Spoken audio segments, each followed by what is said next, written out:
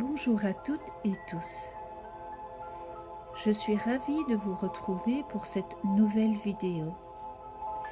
Pour celles et ceux qui me découvrent, bienvenue à vous.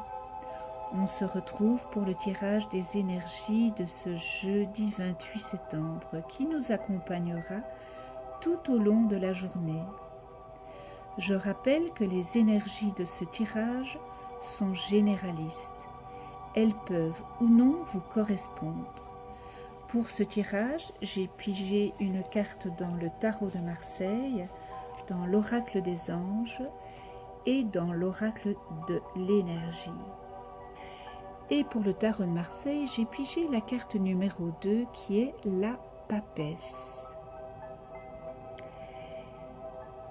L'essence de cette carte sont évolution, secrète, observation et passivité.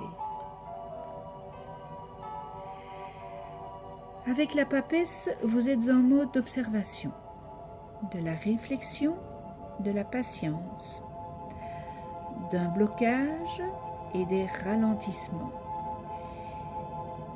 Il ne faut surtout pas vous abattre et profiter de ce temps de réflexion pour vous pencher sur d'autres projets à faire avancer, si vous en avez. La papesse peut représenter dans votre entourage une femme d'âge mûr, d'expérience, intelligente, comme une maman, son épouse, une amie, une sœur, etc. Pour certains d'entre vous, c'est le moment de prendre du recul pour consolider vos projets, car le moment est au blocage et à l'inactivité. Il faut attendre pour voir vos efforts récompensés. Vous devez mettre votre impatience de côté. Les choses se feront à temps voulu. Côté affectif, pour certains d'entre vous, il y a de la timidité. Vous êtes réservé et vous n'exposez pas vos sentiments au grand jour.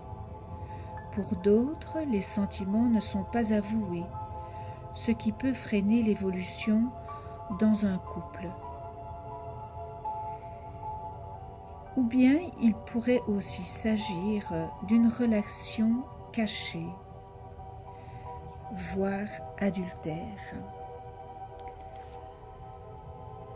Pour la carte de l'énergie des anges, j'ai pigé la carte Ahaya, le négociateur, l'ange de la recherche désintéressée de vérité et de justice. Il soutient la diplomatie secrète et supprime les ambiguïtés dans les négociations et les contrats. Quel est le conseil de ce bel ange Ahaya? Si vous avez des aptitudes de médiation, il vous est requis de ne pas perdre de vue votre droiture morale. Même quand vous œuvrez dans l'ombre, gardez à l'esprit la noblesse de vos objectifs et ne transigez pas avec votre conscience. Ne vous écartez pas des lois et des règlements. En cas de négociation difficile, votre diplomatie s'alliera heureusement à votre force morale. Votre volonté rayonnante fera merveille, surtout si vous défendez des intérêts qui ne sont pas les vôtres.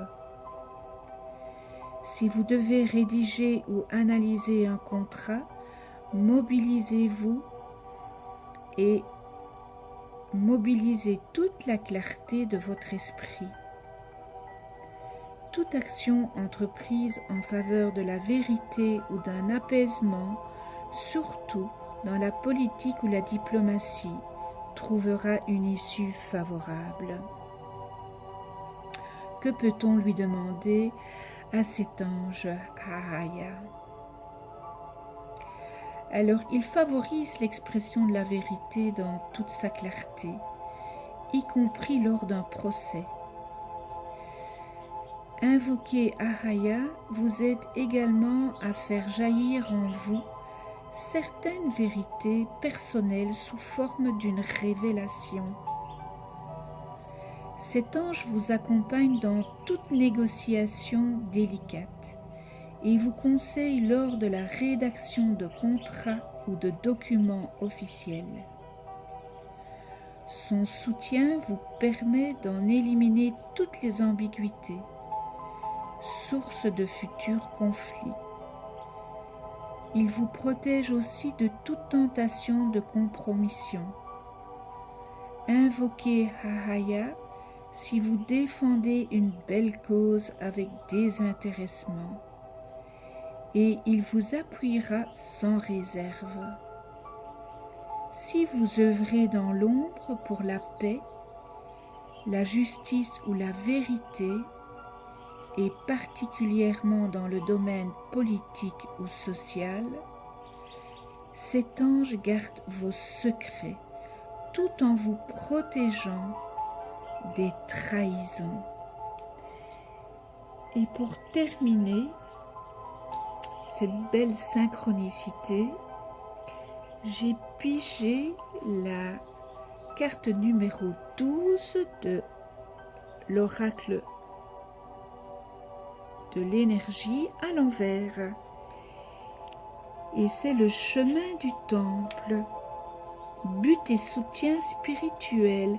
On va la remettre à l'endroit.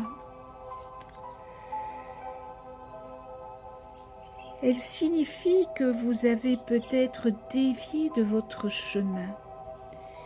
Vous pourriez accorder trop d'importance aux possessions et à l'acquisition de biens matériels.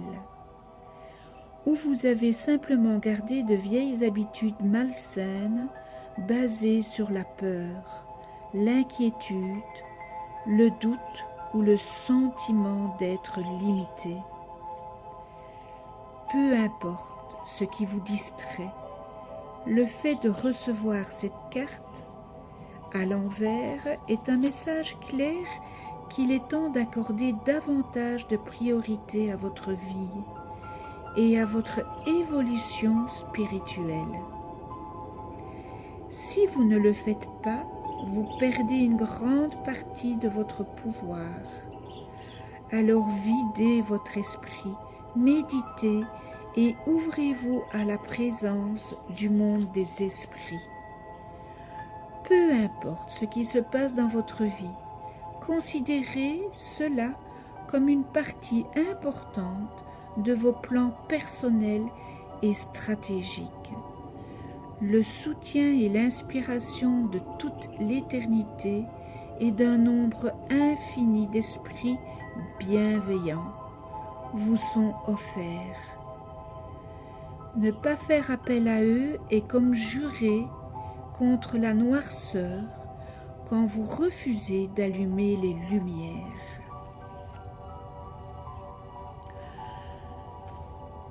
On est ici sur Terre pour expérimenter, et nos expériences font de nous ce que nous sommes. Et que ce soit des expériences positives ou négatives, elles nous sont éducationnelles.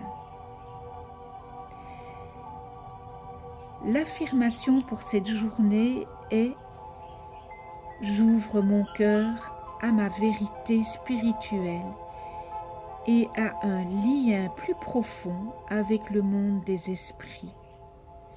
Je reçois librement et facilement leur guidance et leur inspiration. »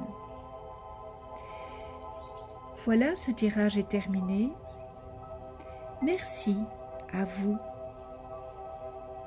qui êtes venus me voir. Je vous souhaite une excellente journée dans la paix, l'amour, le respect, la joie et la tolérance. On se retrouve demain pour d'autres énergies. Merci.